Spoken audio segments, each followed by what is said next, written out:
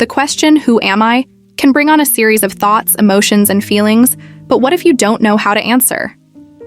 Getting to know yourself is a lifelong journey. Feeling lost or confused about who you are is more common than you may think, and we're here to help you find all the answers you're looking for. In this video, we'll take you through different ways of getting to know yourself. By practicing self-awareness, exploring your personality, and fulfilling your needs, you can discover who you truly are and build a lasting relationship with yourself. So, what are you waiting for?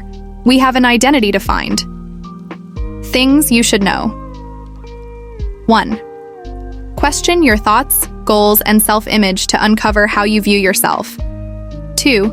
Determine your personality type through questionnaires to find your sense of self. 3.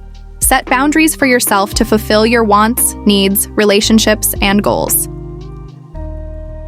Method number 1. Practicing self-awareness. Be honest with yourself to learn about all aspects of your personality. Knowing yourself means recognizing different parts of your identity, personality, and being.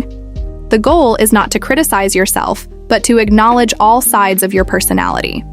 Open up to the possibility of learning new things about yourself. Pay attention to the things that make you feel uncomfortable. These emotional signals can tell you if you're trying to avoid something. Are you insecure about that characteristic? If so, how can you overcome it? For example, if you don't like to look in the mirror, ask yourself why. Are you insecure about your looks? Are you worried about your age? This could be a fear you can conquer. Ask thoughtful questions about yourself and answer honestly. Pondering difficult personal questions and analyzing your answer can help you learn more about your interests, fears, and aspirations. Use what you learn from this activity to spend more time doing what you love and overcoming your fears. See how you respond to these questions. What do I love doing? What are my dreams? What do I want my legacy to be? What is my biggest criticism of myself? What are some mistakes I've made? How do others perceive me? How would I like them to perceive me? Who is my role model? Pay attention to your inner voice to understand your perceptions. Your inner voice expresses your feelings and beliefs, defining how you see yourself. When something frustrates or delights you, it responds. Try to tune into that voice. What's it saying? How does it perceive the world around you? Go to the mirror and describe yourself out loud or in your head. Are the descriptions positive or negative? Are they focused on your looks or your actions? When you start thinking negatively, stop yourself and question why you're reacting that way. Method number 2, exploring your personality. Think about the roles you play in your life to better understand your priorities. Everybody plays multiple roles in their life based on their relationships, work responsibilities, and social interactions. Sit down and make a list of your roles, then circle which ones mean the most to you. This can help you set priorities and help you recognize who you are. Some examples of roles include parent, friend, team leader, emotional support, mentor, mentee, confidant, creator, problem solver. Analyze the 6 elements of your personality to discover a sense of self. The 6 key elements to self-knowledge are values, interests, temperament, activities, life goals, and strengths, also known as the acronym VITALS. Answer the questions below that correspond with each element. Then, take a close look at your answers. What do they say about you? First, values. What is important to you? What characteristics do you prize in yourself and others? Second, interests. What are you curious about? What do you like to do in your free time?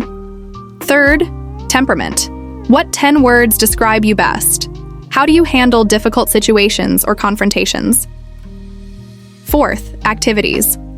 What are the most and least enjoyable parts of your day? Do you have any daily rituals? Fifth, life goals. What have been the most important events of your life? Where do you see yourself in 5 years? Sixth, strengths. What are your abilities, skills, and talents? What are you really good at? Invite commentary from others to better understand yourself. While you shouldn't define yourself by what other people think or say, asking others for their opinion can help you understand things about yourself you may not have realized before.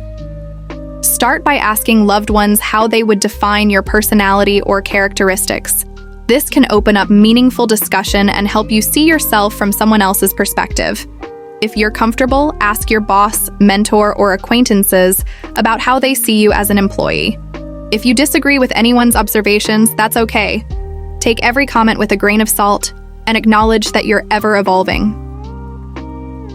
Method number 3, fulfilling your needs. Practice self-care to manage stress. It can be hard to find time to reflect on yourself when you're feeling overwhelmed. Taking care of yourself physically and mentally is essential to being the best version of you. So don't forget to schedule time to do something for yourself. This can help you feel more at peace with life and yourself. Try to exercise for at least 20 minutes every day. Go for a walk after lunch or do a quick yoga flow before breakfast. Aim to get at least 7 to 9 hours of sleep a night to wake up refreshed. Eat a healthy diet made up of unprocessed fruits, vegetables, and whole grains. Find time to relax and unwind. Try meditating, knitting, working on a puzzle, or reading a book. Create a good work-life balance to avoid burnout. Rather than taking work with you on the way home, leave it at the office door. Your worth doesn't have to be defined by your job, and neither does your life. Take some time each day to focus on other goals, hobbies, and interests outside of work. Set boundaries with family, friends, and coworkers to ensure you maintain a healthy space at home and in the office. Establish boundaries in your relationships to understand your limits. Ask yourself what types of situations make you feel uncomfortable. For example, do you dislike crowds? Are there certain jokes that unsettle you? Identifying painful triggers can help you cultivate an environment you're happy and safe in. Consider if there's anyone in your life who asks too much of you or makes you do things you don't want to. How far are you willing to go to please them? Be firm when setting boundaries, and don't ever apologize for saying no to interactions or situations that may make you feel off. You know what's best for you. Set goals to give yourself something to achieve. Think about where you want to see yourself in 5 days, months, or years. What goals can you make to turn that vision into your reality? These goals don't have to be big. They can be as simple as making the bed every morning. Write down your goals and refer to them whenever you feel lost, remembering to take each day one step at a time. For instance, maybe you want to write a book. Start a goal to write 500 words a day. Perhaps you want to make the largest cake for your nephew's birthday. Set a goal to practice a new decorating skill every weekend. Your goals may change over time, and that's perfectly okay. People change and grow with time, so don't be afraid to alter your visions and follow new dreams. Make sure you're open to testing out different methods and throwing out the ones that don't serve you. Get experimental on your self-discovery journey and know that there's no failures, only different paths of discovery.